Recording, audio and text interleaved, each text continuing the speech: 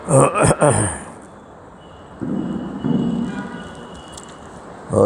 ओम् हरिः ओम् हरिः ओम्। गुरुर्ब्रह्मा गुरुर्विष्णु गुरुर्देवो महेश्वरः गुरुः साक्षात् परब्रह्म तस्मै श्री गुरुवे नमः। शंकरं शंकराचार्यं केशवं बादरायणं सूत्रभाष्यकृतौ वन्दे भगवन्तौ पुनः पुनः। ईश्वरो गुरुरात्मेति मूर्तिभेदविभागिने व्योमवद्व्याप्तदेहाय दक्षिणामूर्तये नमः। कृष्णाय वासुदेवाय हरये परमात्मने प्रणतक्लेशनाशाय गोविन्दाय नमो नमः। गोविन्दाय नमो नमः। हरिः ओम्। नारायण नारायण नारायण नारायण। मांडूक्य उपनिषद का वैतथ्य प्रकरण कल प्रारंभ हुआ था। वैतथ्य का मतलब है वितथ, विपरीत, तथ्य के विपरीत।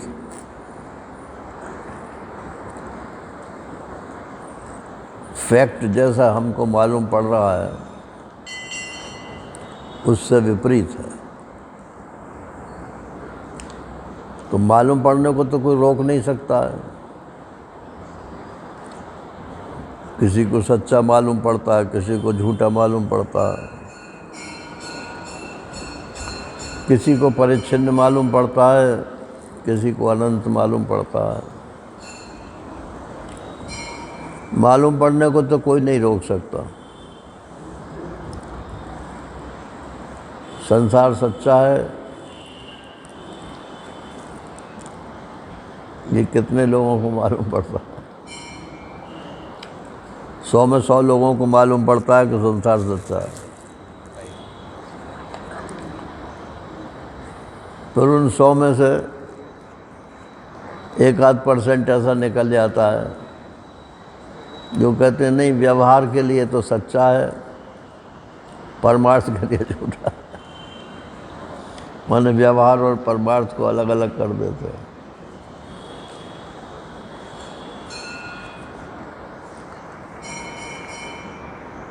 कोई कहते हैं कि नहीं, सत्य नहीं है, बस इतने में ही तात्पर्य है। कितना झूठा है कितना सच्चा है ऐसा नहीं।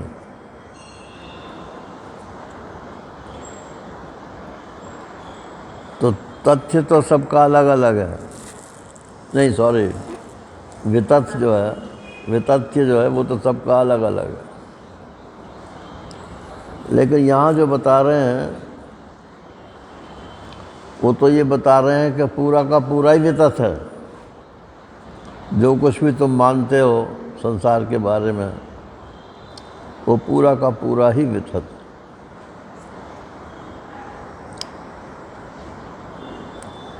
एक मानने वाला ही सत्य है।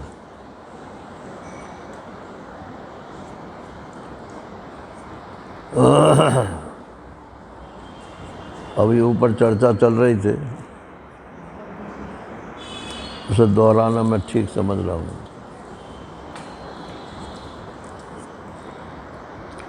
ज्ञाते द्वैतम न विद्यते, जान लेने पर द्वैत नहीं रहता। नहीं रहता नहीं, विद्यमान नहीं रहता।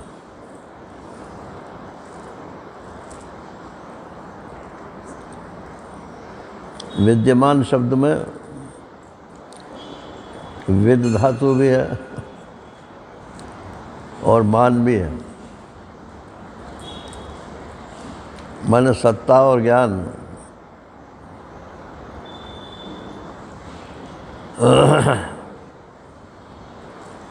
और ज्ञाते तो कोई जानने वाला होगा तब ना ज्ञात होगा।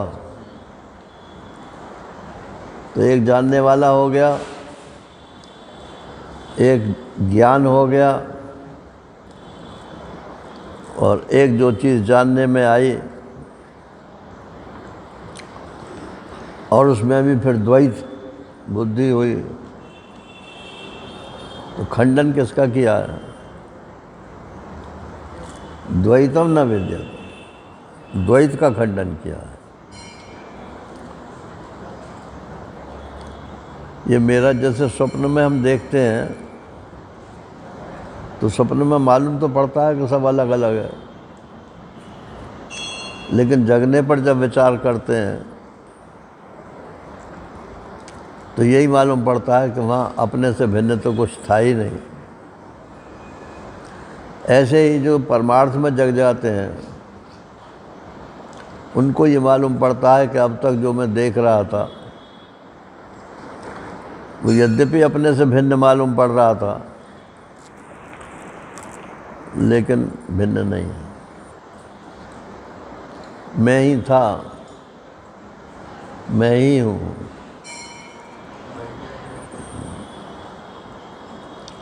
मैं का अर्थ बदल जाता है। सत्ता मेरी से भिन्न किसी की सत्ता नहीं, मेरे ज्ञान से भिन्न किसी का ज्ञान नहीं है, और मेरे सुख से भिन्न किसी का सुख नहीं है।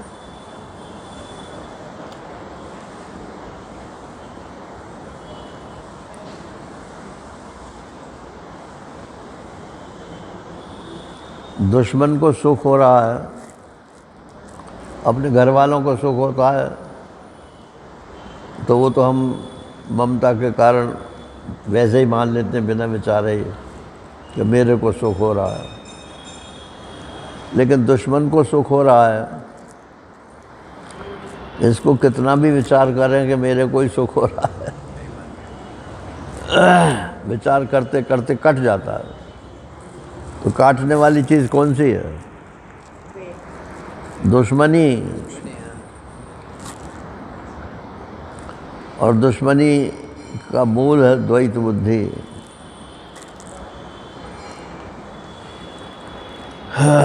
तो ज्ञाते द्वैतम न विद्यते, इसमें ये मत समझ लेना कि सब शून्य है, कुछ है ही नहीं। जानने वाले के ज्ञान से भिन्न कुछ नहीं है।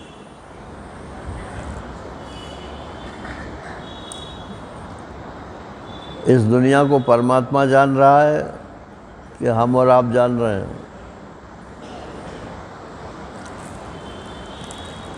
परमात्मा तो ज्ञान स्वरूप है, वो तो मैं करके ही जानता है। मैंने बनाया ऐसा नहीं, मैं बन गया।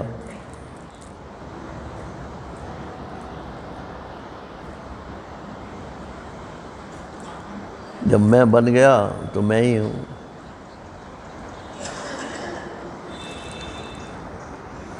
और जो ब्रह्मज्ञानी है वो कहता है परमात्मा ने बनाया और खुद बन गया।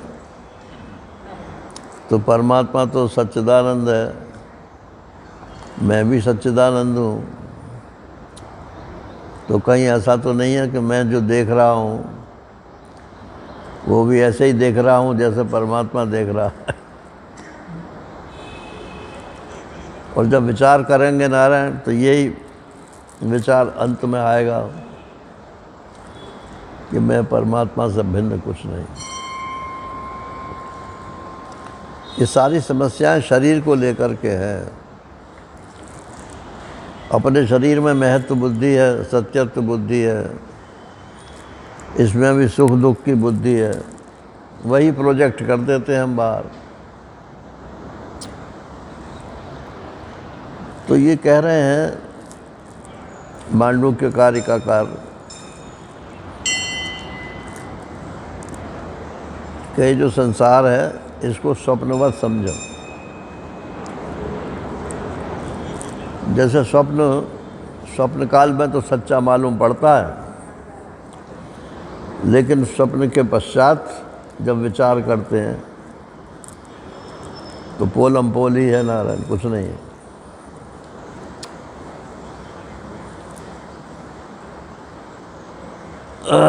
तो हमने तो एक तरकीब निकाली इसकी,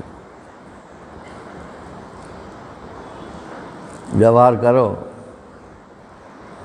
और व्यवहार करके 1 सेकंड को चुप हो जाओ, भूल जाओ हमने क्या व्यवहार किया, बस कुछ था ही नहीं। वो भूला नहीं जाता है, मुश्किल ये है, क्योंकि वो राग और द्वेष इतना ज़बरदस्त है, कैसे भूल जाए।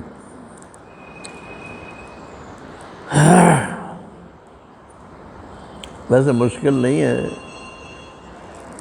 लेकिन अब हो गया तो अब मैं क्या करूं इसके लिए।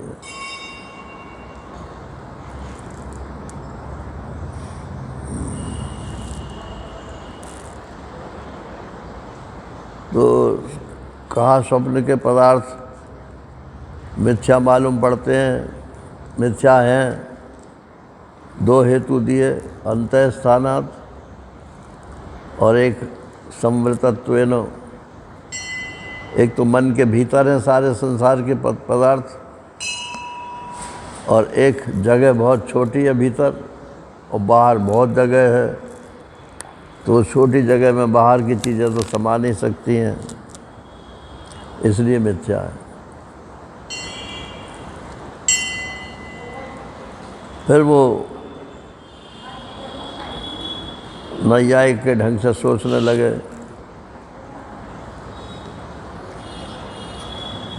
कि जैसे स्वप्न में है वैसे ही जागृत में है, और श्रुति का भी प्रमाण दे दिया, न तत्र रथा न रथी होगा। स्वप्न में रथ दिखाई पड़ता है, घोड़े दिखाई पड़ते हैं, सड़कें दिखाई पड़ती हैं, लेकिन वहाँ कुछ होता नहीं है। आवाज़ साफ आ रही है ना, या कम है? मेरे को कम लग रही है आवाज़।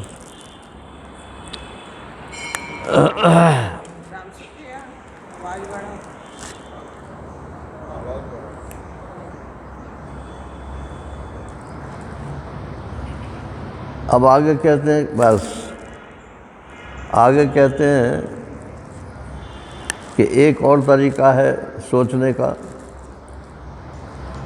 आदावन्ते च यन्नास्ति वर्तमानेऽपि तत्तथा वितथै सदृशा सन्तो अवितथा एव लक्षिता।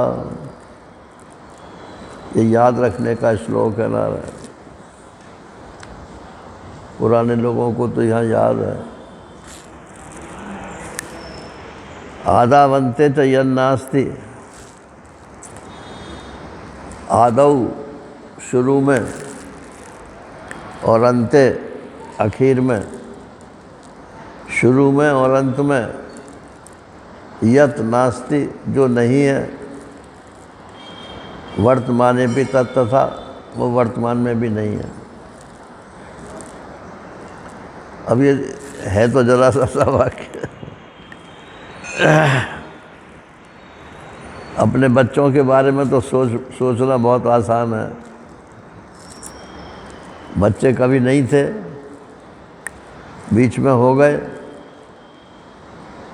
और भगवान करे हमेशा बने रहें, लेकिन कोई लेकिन हमेशा कोई बना नहीं रहता है नारायण।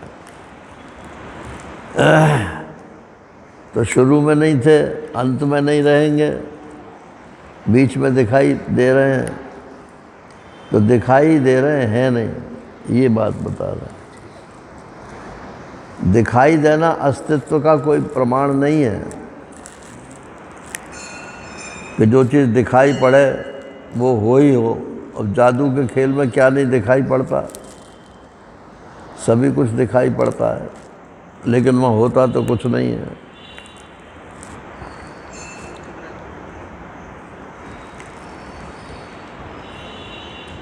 तो आदावंते च यन्नास्ति और वर्तमाने भी तथा वितथई सदृशा संतो। ये वितथ है, मिथ्या है। किन के लिए? जो विचारवान है उनके लिए। और अवितथा विलक्षिता, और जो अज्ञानी लोग हैं, विचार नहीं करते हैं, नारायण जैसा है वैसे ही स्वीकार करते हैं, उन्हीं को आजकल सबसे बड़ा विद्वान मानते हैं। अरे काहे लिए पीछे पड़े हो कि शुरू में नहीं था, आखिर में नहीं था, वर्तमान में तो है ना। बस तो ठीक है, वर्तमान में है तो काम खूब काम करो।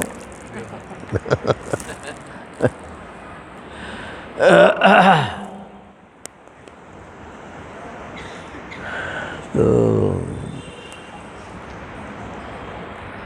भाष्यकार लिखते हैं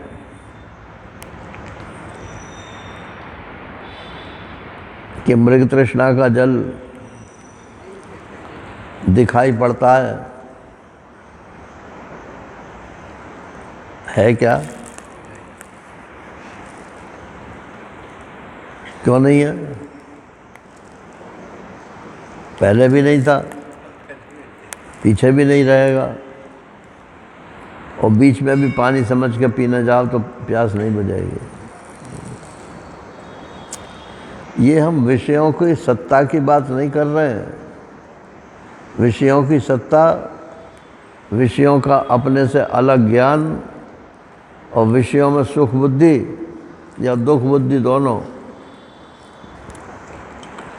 ये अज्ञान के कार्य हैं नारायण। पहले तो सुख दुख बुद्धि इनसे दूर करनी चाहिए। को न काऊ सुख दुख कर दाता, निजकृत कर्म भोग सब भ्राता। तो कर्मवादी कहते हैं कि अपने कर्मों का फल है, सुख दुख कोई देता नहीं है। भक्त लोग कहते हैं भगवान की इच्छा से सुख दुख आ रहे हैं। ज्ञानी लोग कहते हैं कि सुख दुख नाम की चीज़ ही नहीं है, संवेदन है। संवेदन माने सिर्फ फुरफुराहट होती है। कोई उस फुरफुराहट का नाम सुख रख लेता है और कोई उस फुरफुराहट का नाम दुख रख लेता है। सुख दुख के पैमाने भी सबके अलग अलग हैं। तो उनके लिए तो ये वितथ ही है, मिथ्या के समान ही है। तो आदि अंतयोर अभावात वितथई एव मृग तृष्णिकादि भी सदृशत्व अवितथा एव। और जो मूढ़ई, जो मूढ़ पुरुष हैं, अनात्मविद भी ये नहीं जानते कि आत्मा किसे कहते हैं, अनात्मा और आत्मा में क्या अंतर है। जो इस बात को जानते नहीं हैं वो कहते हैं तो अरे मृग तृष्णा दिख रही है तो बस ठीक है ही, जल उसमें।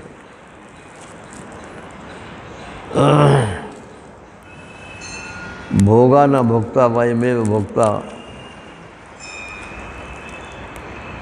ये भर्तृहरि षटक का है। कहते हैं हमने भोगों को नहीं भोगा, भोगों ने ही हमको भोग डाला। इतना सिनेमा देखा, इतना टीवी देखी, अब आँखें ही खराब हो गई नारायण।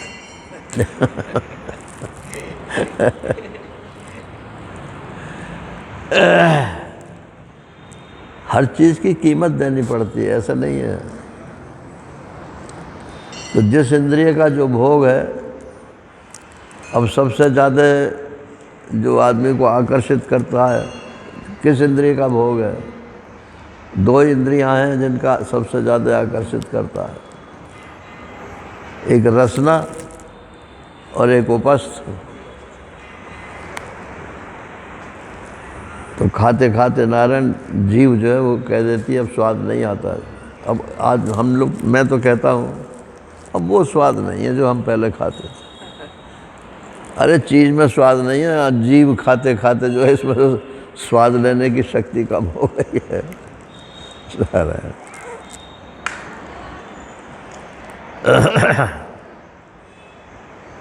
भोगा ना भुगता भाई ने, भोगों ने ही हमको भोग डाला। तो एक तो मूड है, माने कुछ समझते नहीं है, और एक अनात्मवेद है, आत्मा के बारे में कुछ जानते नहीं। मूड किसको कहते हैं? भैंस के आगे बीन बजे और भैंस खड़ी बग रहा है।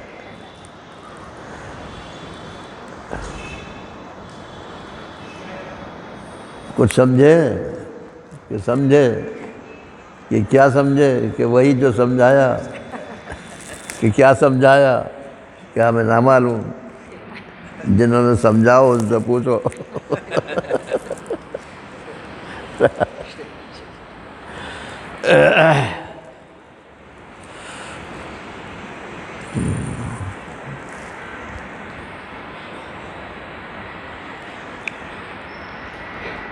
इसमें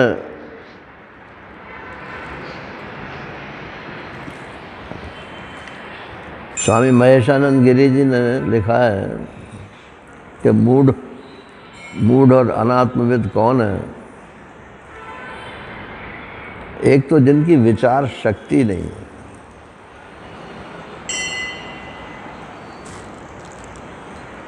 विचार शक्ति नहीं है, जहाँ सोचने की बात आई वहीं सो जाते हैं। और अभी ढोल ताशे बजने लगे ना,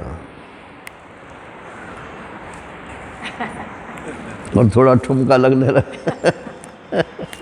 फिर देखो सबके सब नाचने लगेंगे, क्योंकि उसमें बुद्धि लगाने की ज़रूरत ही नहीं है।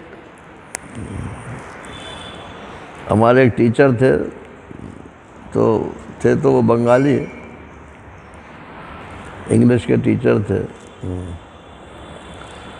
तो वो कहते थे कि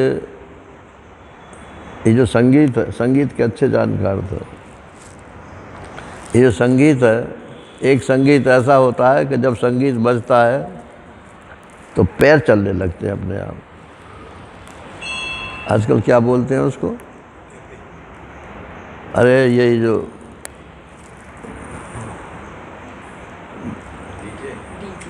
शादियों में जो बजता है,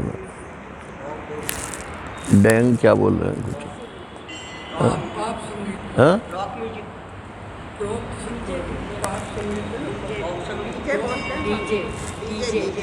हाँ? डीजे हाँ, मैं डैंग कह रहा। डीजे, वो डीजे जैसे ही बजता है तो बहादुर लोग जो है वो फौरन कूद के पहुंच जाते हैं वहाँ पर। तो ये संगीत की सबसे नीची कक्षा है। जिसको सुनकर के पैर चलने लगे वो संगीत की नीची कक्षा है, और जिसको सुनकर के आपका हृदय द्रवित हो, भक्ति रस के जो कविताएं होती हैं या संगीत होता है, हृदय द्रवित होता है, तो वो मध्यम कक्षा है।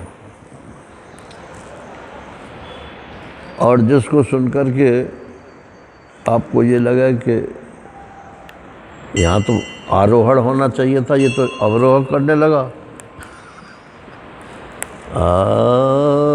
अब ऊपर को ले गया मान लो और जाना चाहिए नीचे की ओर, तो वो बुद्धिवादी लोग वो यही सोचते रहते हैं कि ये ऊपर गया कि नीचे गया, गलत गया कि सही गया, उनके पल्ले कुछ नहीं पड़ता। और जो हृदयवादी लोग हैं वो अपना थोड़ा रो लिए, थोड़ा हंस लिए, बस मामला ख़त्म हो गया। और जो डीजे वाले हैं वो नाच कूद के थक गए, बस फिर खा पी के सो गए। वो तमोगुणी हैं, वो रजोगुणी हैं, और वो हैं तो सत्वगुणी जो विचार वाले हैं, लेकिन वो विचार मिसप्लेस्ड है। अरे सोचना है तो ये सोचो कि इसने इस श्रुति का अर्थ जो किया है वो किस ढंग का किया है। अद्वैत परक है कि द्वैत परक है कि त्रैत परक है कि संसार परक है। नारायण।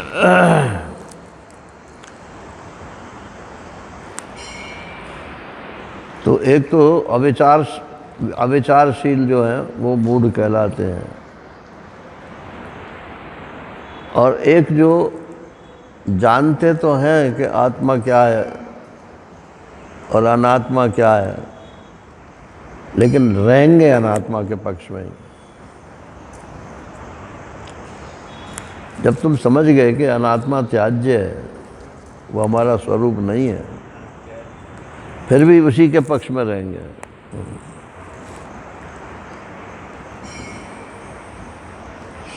सच्ची सच्ची अपने मन से बात समझ लेना, मुझे बताने की ज़रूरत नहीं है। कितना टाइम आप शास्त्र के मंथन पे लगाते हो और कितना टाइम आप संसार के मंथन पे लगाते हो। सुबह से शाम तक संसार के ही मंथन पे लगाते हो। तो अनात्मा में जो रत है वो भी मूढ़ है नारायण। और जो ब्रह्म सत्यम जगत मिथ्या, ब्रह्म सत्य है और जगत मिथ्या है, इस बात को सुनना भी पसंद नहीं करते।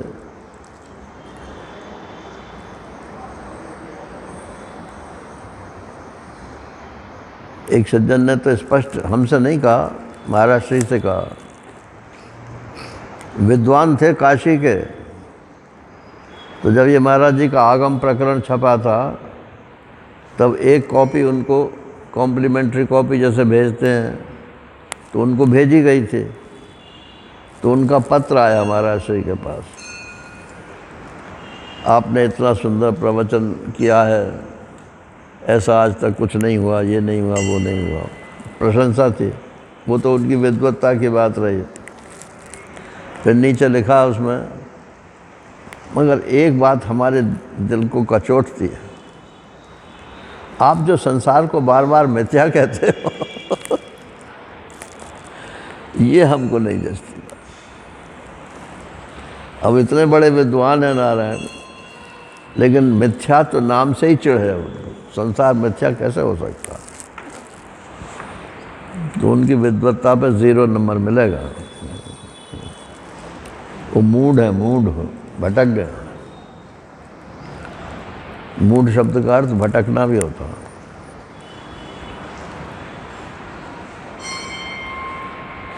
तो ब्रह्म सत्यम जगन मिथ्या, इसको जो बर्दाश्त नहीं कर सकते वो मूढ़ हैं।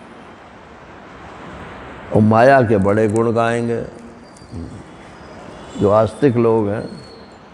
नास्तिक तो माया को भी नहीं मानते, लेकिन जो आस्तिक लोग हैं वो कहते हैं हाँ हाँ माया माया। अरे साहब, माया माया से कौन छुट्टी पा सकता है?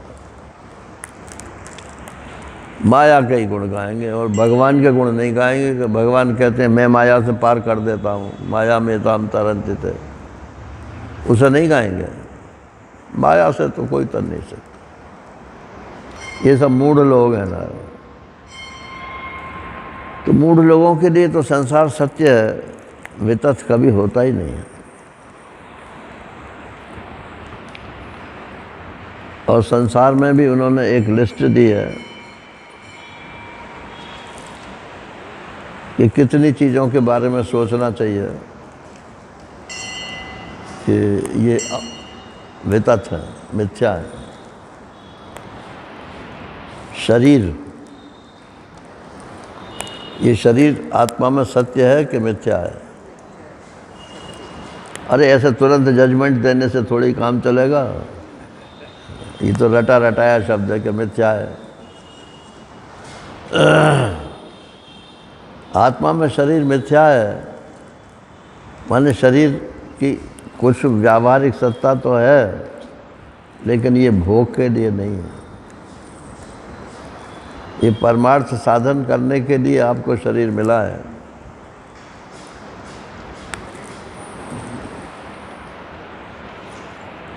इसके बाद फिर विचार करो कि ये संबंध जितने हैं ये सत्य है कि मिथ्या है।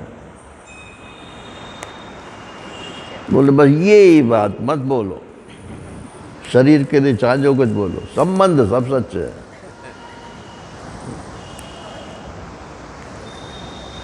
वो एक सज्जन कहते हैं कि अब माता पिता का तो बायोलॉजिकल संबंध है, उनको हम कैसे झूठा बोल सकते हैं?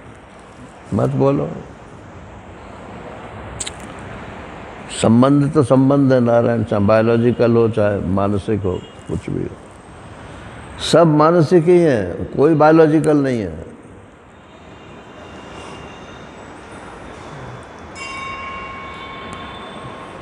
यहाँ तक कि ये मेरी माता है, ये भी आजकल कहना मुश्किल है, क्योंकि आजकल सब हॉस्पिटल्स में होते हैं बच्चे। हाँ, और माता को पता भी नहीं होता कि क्या लड़का हुई कि लड़की हुई, तो नर्स उठा ले जाती है। अब हमारी लड़की की डिलीवरी जब फर्स्ट हुई तो मैं गया था वहाँ पे हॉस्पिटल में, वहाँ हम बाहर खड़े थे, तो नर्स आई, बोले देख लीजिए लड़की हुई है। मैंने कहा हम क्या देख लें, आप ही देखो। फिर वो जाके वो पालने लगे हुए थे, उस पालने में डाल दी। मैंने कहा कैसे मालूम पड़ेगी ये हमारी लड़की है कैसे? बोले इस पर नंबर पड़े हुए हैं इनके हाथों पे, वो बेड के नंबर पड़े हुए हैं। वो तो नंबर तो कोई किसी का उठा के किसी पर चिपका देगा।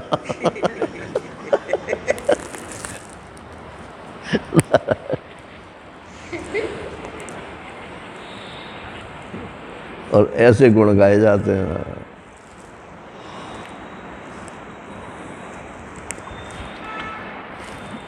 और वो तो अंग्रेजी में पहले कहावत होती थी कि मैटरनिटी इज़ अ सर्टेनिटी और fraternity is a matter of conjecture. माता जिसको कह दे कि ये तुम्हारा बाप है, वही बाप है बस।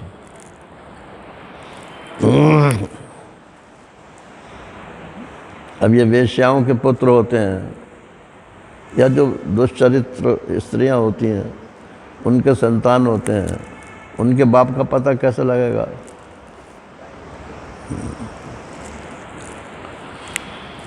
तो सरकार ने जो है ये कर दिया कि अब बाप का नाम लिखने की ज़रूरत ही नहीं है। माता का नाम लिख दो, आपका एडमिशन हो जाएगा, आपका कार्ड बन जाएगा, आपका सब कुछ हो जाएगा। ये सब विकृतियां जो हैं, एक गलत बात को मानने से फिर बहुत गलत बातें माननी पड़ती।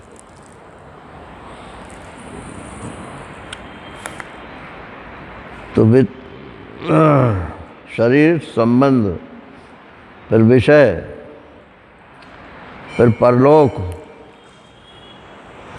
ये सब मिथ्या है।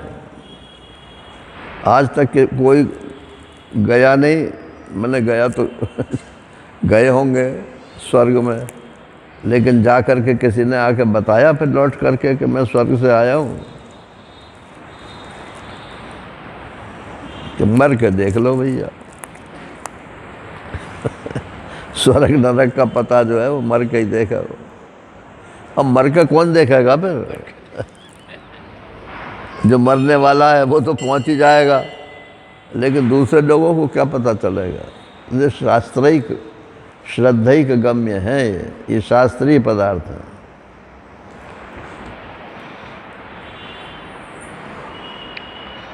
और बोले मोक्ष, कर्मकांड का तो स्वर्ग हो गया, बोले हमारा मोक्ष हो जाएगा, माने अगला जन्म नहीं होगा। कौन देखेगा ऐसा? कौन देखेगा?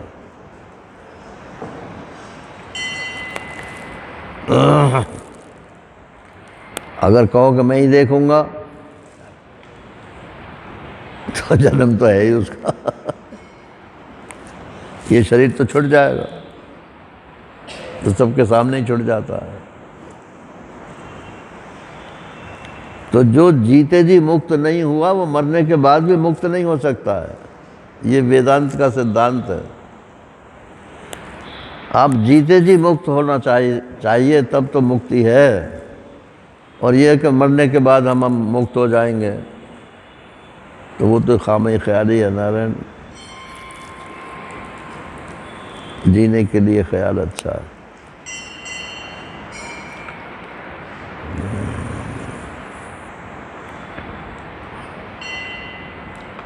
बोले संसार सत्य है।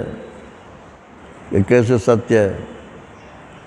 कि बीज बोते हैं हम और उससे अंकुर निकलता है, फिर उसमें से वही मान लो गेहूँ बोया तो गेहूँ के बाल में गेहूँ निकल जाते हैं, फिर उनको बोयो, फिर उनसे और गेहूँ निकलते हैं। तो ये तो सत्यता का प्रमाण है। बीजांकुर न्याय बोलते हैं इसको। बीजांकुर न्याय से सृष्टि जो है चल रही है, सत्य है बिल्कुल।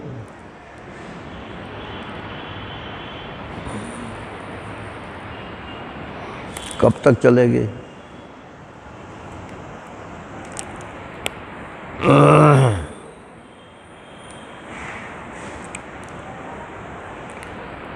सुषुप्ति में जागृत और स्वप्न का बीज रहता है, ऐसा बोला जाता है। क्यों बोला जाता है? कि सुषुप्ति जब टूटती है तो हम फिर उसी दुनिया को पकड़ लेते हैं जिसको छोड़ के गए थे। दुनिया को पकड़ लेते हैं ये तो ठीक है, लेकिन उसी दुनिया को पकड़ लेते हैं ये विचार नहीं है बात। अगर आप 1 घंटे भी मान लो नींद में चले गए तो क्या 1 घंटे तक संसार स्थिर रहा? उसमें कोई परिवर्तन नहीं हुआ। और परिवर्तन हुआ तो तुम्हारे शरीर में परिवर्तन नहीं हुआ, तुम्हारे पर्यावरण में परिवर्तन नहीं हुआ, लेकिन उसको नज़रअंदाज करते हैं। तो बाई एंड लार्ज वही है, बस इसी को कहते हैं वही है, वही है, वही है।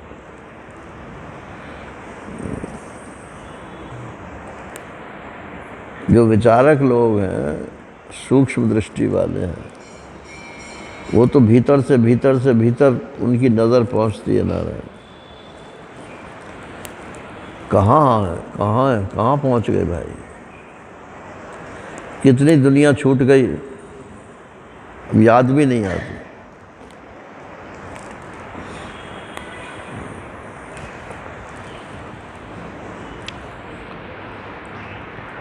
तो अगर बीज से सृष्टि हो जाती है तो बीज के नाश से सृष्टि समाप्त भी हो जाएगी। वो संसार का जो पहला बीज था जिससे सृष्टि शुरू हुई, वो ईश्वर के हाथ में थी, और वो जब बीज को वापस ले लेगा तो सृष्टि समाप्त भी हो जाएगी। इस समय वही बीज अंकुर के रूप में और फिर अंकुर बीज के रूप में, कोई नई चीज़ पैदा नहीं होती है, एक ही चीज़ पैदा हो रही है।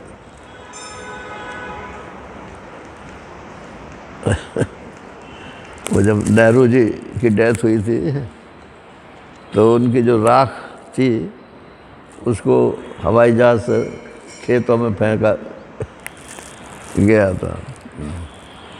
ये सब राजनीतिक हथकंडे हैं। तो हमारे होम्योपैथी के डॉक्टर थे, वो बहुत नेहरू जी के खिलाफ थे।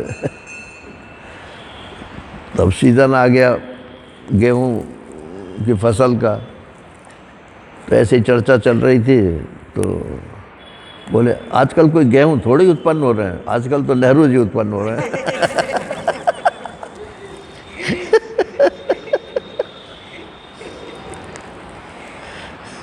अब थोड़े दिन पीछे मोदी जी उत्पन्न होंगे।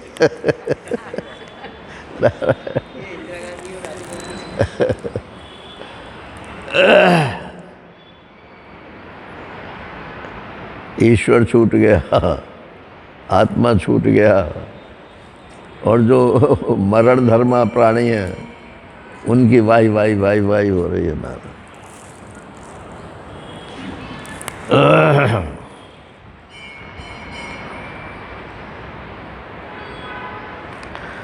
आद्यंतवंत कौन्तेय न ते श्रमते बुधा। भगवान ने गीता में कहा कि ये सारे संसार में जो वस्तुएं हैं, विषय हैं, ये तो सब आदि अंत वाले हैं। शुरू हुआ है माना हमने, लेकिन अंत भी तो इन्हीं का होगा। जब शुरू हुआ है तो उससे पहले नहीं थे, और जब अंत होगा तो उसके बाद नहीं रहेंगे। बीच में जो मालूम पड़ता है इस समय भी वो नहीं ही है। हमारी पहली बुद्धि का ये कंटिन्यूएशन है, जिसको हम कहते हैं कि है।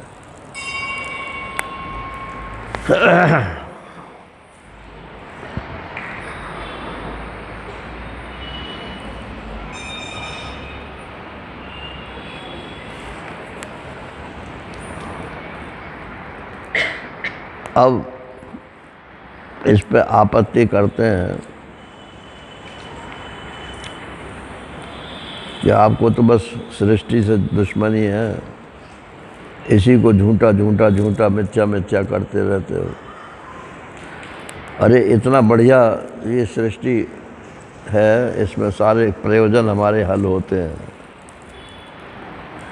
भूख लगती है तो रोटी इसी में से मिलती है, नींद आती है तो सैया इसी में से मिलती है, और भी सारे काम इसी में होते हैं। इसको तुम झूठा क्यों बोलते हो?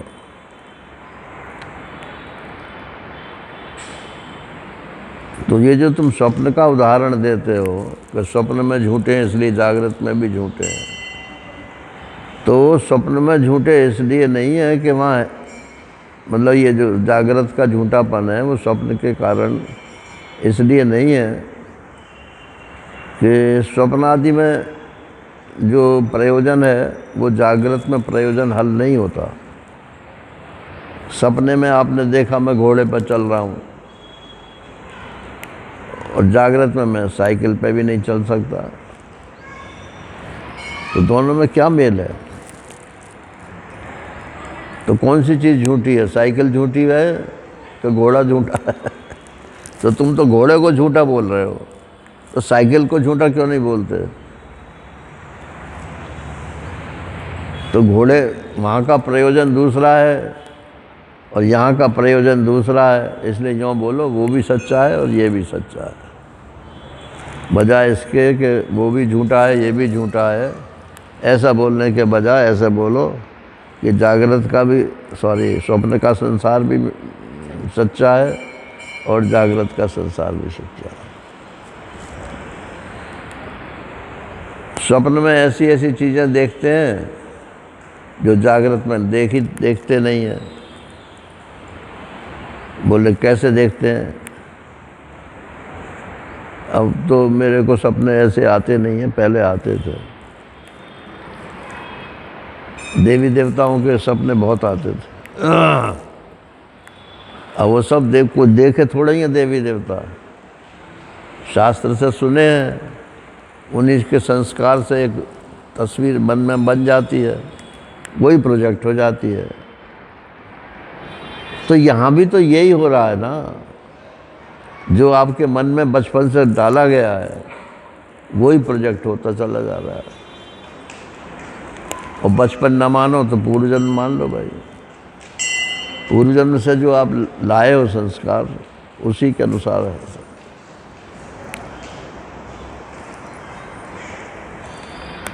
सब प्रयोजनता तेषां स्वप्ने प्रतिपद्यते तस्मात् आद्यन्तवन्त्वेन मिथ्यैव खलु ते स्मृता। स्वप्न में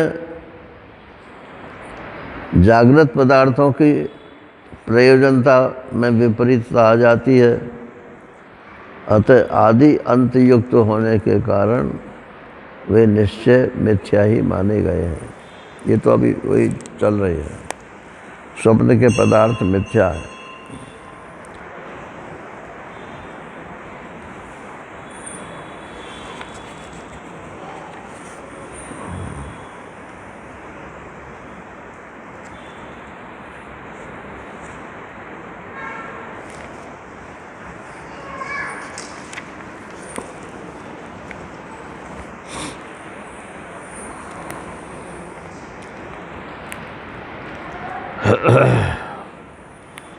अब आज तो इतना ही करूँगा,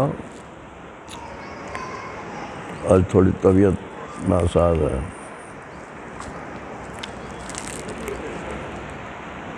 आज आपका दृष्टांत सुना देता हूँ, सो इस समय पूरा हो जाएगा। कुछ झवर साहब का एक बात समझा देता हूँ, एक बात आपकी समझा देता हूँ। नहीं, इन्होंने कल कहा था कि वो मिथिया मिथिया क्या हुआ। मेरा प्रश्न तो है, प्रायश्चित करने का सबसे अच्छा तरीका क्या है? प्रायश्चित कैसे किया जाए, सबसे अच्छा तरीका कौन सा है? प्रायश्चित काय बात का? जीवन के अंदर कई चीजें घटती है जिसका प्रायश्चित करना पड़ता है। आप भागवत का छठा स्कंद पढ़ो। छठे स्कंद में अजामिल की कथा है। तो वो पापी था अजामिल। तो वहाँ व्यास जी महाराज ने विश्लेषण किया है कि अगर प्रायश्चित कर लिया जाए तो पापों का नाश हो जाता है। तो कहते नहीं, अगर कर्म हुआ है तो कर्म का प्रायश्चित कर्म से नहीं हो सकता, क्योंकि कर्म कोई भी मतलब कमी रहित नहीं होता है। उसका प्रायश्चित करोगे इस कर्म से, फिर इस कर्म में कोई त्रुटि हो गई तो उसका प्रायश्चित फिर दूसरे कर्म से करोगे, फिर उसके तीसरे कर्म से करोगे। तो कर्म से कर्म का प्रायश्चित नहीं होता। ये तो जो छोटे मोटे पाप हो जाते हैं उनके प्रायश्चित का विधान है, और छोटे मोटे हों चाहे बड़े से बड़े हों। वहाँ प्रसंग अजामिल का है कि वो था तो ब्राह्मण और था अच्छा, मतलब धार्मिक था, लेकिन एक दृश्य उसने देखा वेश्या का तो उसकी बुद्धि खराब हो गई, और उसने अपने माँ बाप भी घर से निकाल दिए, पत्नी भी घर से निकाल दी, और वेश्या को घर में ले आया, उससे संतान भी पैदा कर दी, और वो तो हर तरीके से भ्रष्ट हो गया। अब कथा तो लंबी है। तो जो उसका सबसे छोटा लड़का था उसमें उसकी प्रीति ज़्यादा थी। अब वहाँ गाँव में कोई महात्मा लोग आए तो महात्मा ने कहा, भाई दंडी स्वामी थे वो, तो दंडी स्वामियों का ऐसा है कि वो ब्राह्मण के घर की भिक्षा लेते हैं। तो पूछा गांव में कि कोई यहाँ सदाचारी ब्राह्मण हो तो उसके घर से हम भिक्षा मांग लें।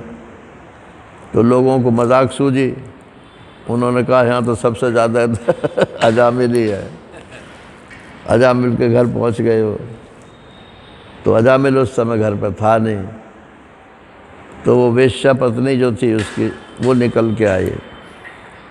अब उसने जब दंडी स्वामियों को देखा तो एकदम घबरा गई।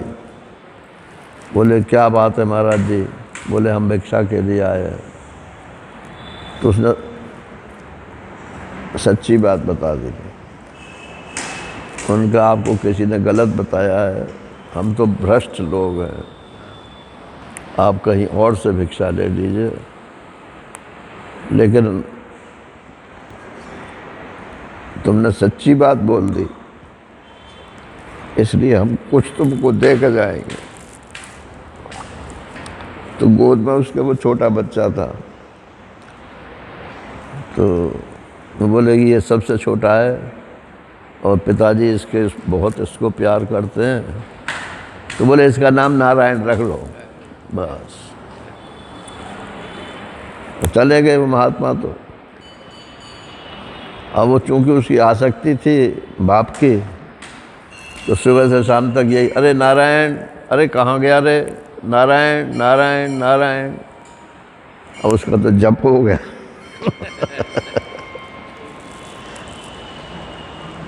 फिर उसके परिणाम स्वरूप जब उसके मरने का टाइम आया, तब वो भगवान के पार्षद भी लेने आए। अब ये तो कथा है ना, इसको अर्थवाद बोलते हैं।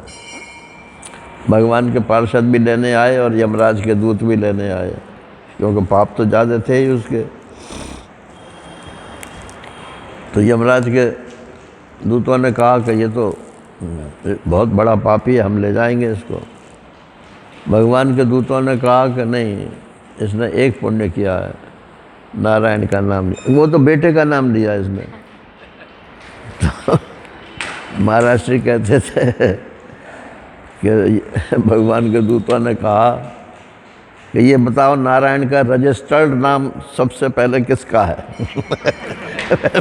बेटे का है या मेरा भगवान का है? तो भगवान का नाम सबसे पहले रजिस्टर्ड है, तो इसलिए चाहे बेटे के निमित्त से लिया चाहे कैसे भी लिया तो उसने मेरे को ही है। तुम्हारे नाम की महिमा उन्होंने बताई। अब वो तो छोड़ कर चले गए और पार्षद भी फिर चले गए, क्योंकि उसका टाइम अभी नहीं हुआ था। बस उसका फिर बुद्धि पलट गई, इतने से ही। लेकिन इतना ही सुनाते हैं कथा वाले, और उसका कल्याण हो गया। और जो उसमें आगे लिखा हुआ है उसको नहीं सुनाते। वो इतना रोया कि हाँ, मैंने ब्राह्मण होकर के, कुलीन ब्राह्मण होकर के मैंने क्या किया है। माता पिता से जाकर क्षमा मांगी, पत्नी को घर में ला करके फिर स्थापित किया, और वेश्या से कहा तुम्हारी इच्छा हो तो यहाँ रहो और तुम्हारी इच्छा हो तो चली जाओ। और खुद हरिद्वार चला गया और वहाँ जाकर घनघोर तपस्या की उसने। तब उसको फिर भगवान के दूत लेने के लिए आए, तब मुक्ति हुई उसकी। उस बात को नहीं सुनाते हैं। बस भगवान का नाम दे दिया मरते समय, उसकी मुक्ति हो गई। खैर, तो ये तो इस बात का था प्रायश्चित के लिए। किस बात का प्रायश्चित करना है, अब किसी आप पंडित ब्राह्मण से पूछोगे तो बता देगा आपको 10-20 हज़ार रुपये का कोई नुस्खा। और हमसे पूछोगे या किसी हमारे भैया से पूछोगे या भगवान कृष्ण से ही पूछ लो, तो वो तो कहते हैं कि अत्यंत दुराचारी भी क्यों ना हो, कोई भी पाप क्यों ना किया हो, भजते माम अनन्य भाग, बस निश्चय कर लो कि मुझसे गलती हुई, अब आगे नहीं करूँगा और मेरा भजन करना शुरू कर दो। यही सबसे बड़ा प्रायश्चित है। और एक इनका दृष्टांत सुनाना था। इसको बोलते हैं वेदांत में दशमस्त्वमसि, वो 10वां तू है। ये अप्पय्य दीक्षित हुए हैं काशी में, बड़े विद्वान हुए हैं, तो उन्होंने ये दृष्टांत दिया है। ये आत्मा ही ब्रह्म है, इस बात को समझाने के लिए दिया है। तो 10 आदमी जो है वो तीर्थ यात्रा के लिए घर से निकले। अब उस समय नदियाँ जब ज़्यादा पानी होता था तभी कोई नाव वाव होती थी नहीं, तो तैर के ही पार करना पड़ता था। तो तैर करके पार हुए। अब उसमें कोई लाल भुजक्कड़ भी थे। उन्होंने कहा भाई गिन लो, 10 के 10 चले थे, ऐसा तो नहीं कोई बह गया हो। अब वो सब बैठ गए गोल बना के, वो लाल भुजक्कड़ ने गिनना शुरू किया, 1 2 3 4 5 6 7 8 9, अरे ये 10वां कहाँ गया? अब अपने को गिना ही नहीं उसने। नारायण। दूसरा लाल बुझक्कड़ बोला तेरे पे गिनना नहीं आता है, मैं गिनता हूँ। और वो भी, उसने भी वही गलती की। अब जो भी गिने वो अपने को भूल जाए। हाय मेरा 10वां, हाय मेरा 10, सब लोग रोने पीटने लगे। फिर वहाँ कोई महात्मा आ गए, अरे भाई क्यों रो रहे हो, क्या बात है? 7-10 लोग निकले थे हम, लगता है 10वां बह गया। महात्मा ने देखा कि ये 10 के 10 तो बैठे हैं, तो बोले बस इतनी सी बात है, मैं 10वां मिला दूं तुम्हें? अरे महाराज इससे बढ़िया क्या बात होगी। बोले अच्छा बैठो। वो जैसे बैठे थे गोल में ऐसे ही बैठा दिया। बोले 1 2 3 4 5 7 8 9 और 10वां तू। एक चपत मारा उसको, चक्कर गिन्नी खा गया। 10वां मैं? क्या? हाँ 10वां तू। फिर दूसरे से वहाँ से गिनना शुरू किया उन्होंने, फिर उसके चपत मारा कि 10वां तू। तो वहाँ तो हर एक आदमी 10वां था। ऐसे ही ये जो आत्मा है, ये प्रत्येक आत्मा ब्रह्म है, लेकिन सब अपने को भूल जाते हैं। वहाँ ब्रह्म है, वहाँ ब्रह्म है, वो ब्रह्म है, ये ब्रह्म है, वो ब्रह्म है। कब तक भूले रहोगे? उस भूलने का कारण है संसार की आसक्ति। इसी के लिए संसार का मिथ्यात्व का प्रतिपादन किया जाता है। कोई शौक थोड़ा ही हो ना संसार को मिथ्या करने का। जब संसार में मिथ्यात्व बुद्धि होगी तब परमात्मा की तरफ, आत्मा की तरफ बुद्धि बढ़ेगी। नारायण। हरि ओम। पूर्णमदः पूर्णमिदं पूर्णात् पूर्णमुदच्यते पूर्णस्य पूर्णमादाय पूर्णमेवावशिष्यते। ओम शांति शांति शांति। हरि ओम। श्री गुरुभ्यो नमः। हरि ओम। नारायण नारायण।